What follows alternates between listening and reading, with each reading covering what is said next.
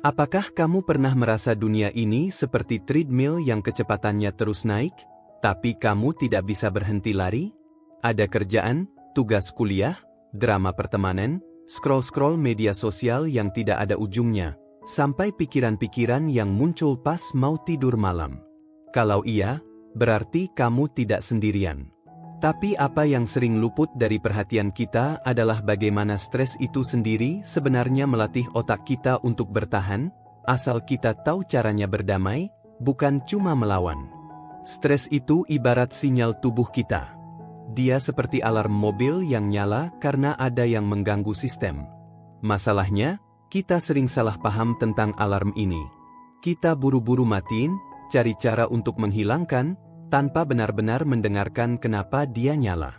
Padahal, kadang stres muncul karena otak kita hanya butuh istirahat. Atau mungkin karena kita terlalu keras sama diri sendiri. Sekarang coba bayangkan, bagaimana kalau kita ubah cara pandang kita tentang stres. Bukan lagi dianggap musuh, tapi partner latihan. Seperti personal trainer di gym yang bikin kita ngos-ngosan, tapi efeknya bikin badan kita lebih kuat. Nah, stres tuh mirip seperti itu, bedanya dia membentuk mental kita. Tapi ya, sama seperti olahraga, kalau berlebihan juga bisa bikin cedera. Salah satu hal yang sering bikin stres makin jadi adalah kebiasaan kita ngelawan sesuatu yang tidak bisa kita kontrol. Kita pengen semuanya berjalan sesuai rencana, tapi kenyataannya hidup itu lebih mirip dengan random playlist Spotify. Ada lagu favorit, tapi ada juga lagu yang bikin kita pengen skip. Masalahnya, gak semua hal bisa di-skip. Jadi, gimana kalau kita coba menikmati setiap lagu, bahkan yang kita tidak suka sekalipun? Misalnya, kamu tidak bisa bergerak di macet. Daripada kesel, bagaimana kalau kamu pakai waktu itu buat mikirin hal-hal baik yang udah kamu lewati hari itu? Atau coba cari podcast seru buat nemenin kamu? Kadang, hal kecil seperti gini bisa jadi solusi praktis. Ada juga konsep menarik dari psikologi yang sering disebut mind wandering. Jadi, otak kita itu suka jalan-jalan kemana-mana pas kita lagi tidak melakukan aktivitas apapun. Banyak orang menganggap ini tanda minim fokus atau tidak produktif, padahal justru saat-saat itu otak kita lagi mengasah kreativitas. Jadi, lain kali saat kamu ngerasa otak kamu seperti ngelamun tidak jelas, coba biarin aja dulu. Siapa tahu, di situ kamu menemukan solusi dari masalah yang selama ini bikin kamu mumet. Hal lain yang jarang dibahas adalah gimana pentingnya punya ruang untuk marah. Di dunia yang nuntut kita selalu happy dan positif, marah jadi seperti emosi yang tabu. Padahal, marah itu sehat kalau disalurin dengan cara yang benar. Kamu bisa coba nulis apa yang bikin kamu kesel, atau bahkan ngomong sendiri di depan cermin. Emosi itu seperti air di bendungan.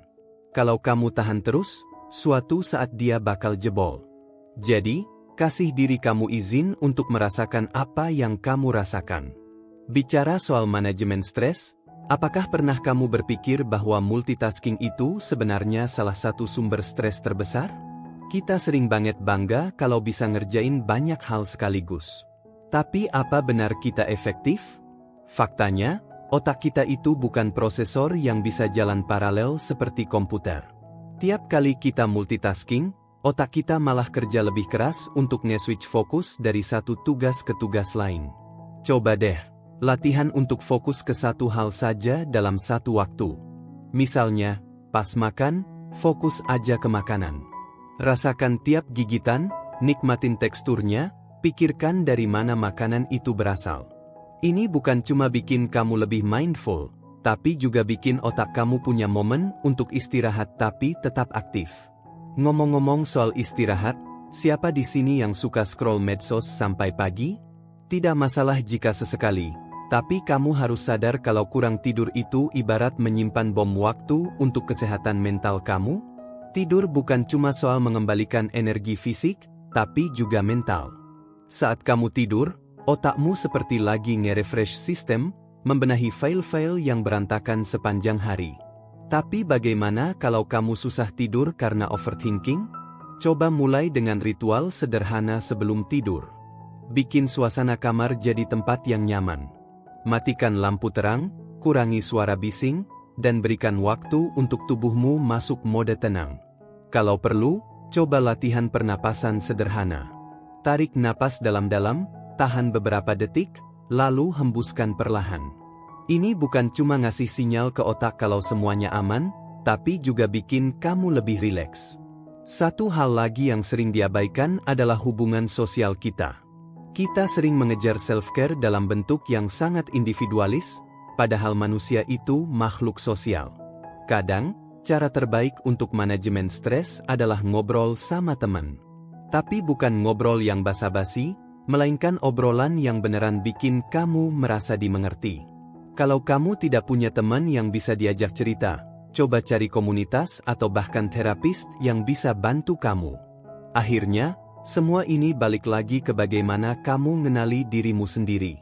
Tidak ada satu metode manajemen stres yang cocok untuk semua orang. Yang penting adalah kamu mau coba dan terus eksplorasi. Ingat, stres bukan hal yang harus dilawan habis-habisan.